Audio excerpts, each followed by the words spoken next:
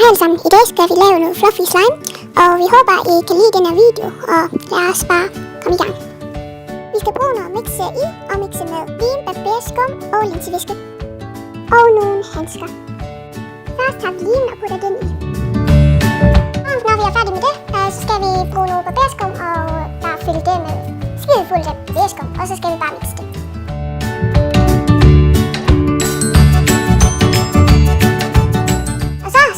Bruge nogle linsevæske, og vi kun lidt ad gangen, fordi hvis du putter for meget i ad gangen, så bliver det hårdt og ikke stretchy eller noget.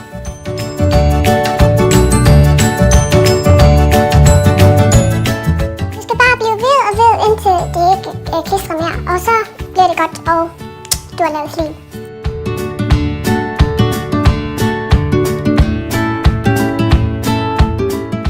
Og her kan I sgu da se, at det begynder at tage form, så her prøver vi lige at putte noget mere linsevæske i, for det skal ikke klistre mere, fordi som I kan se, det klistrer lidt.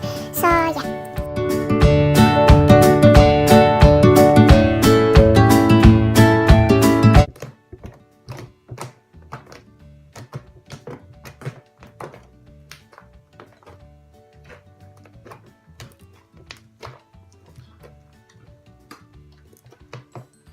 Nu har du lært at lave slim, så farvel!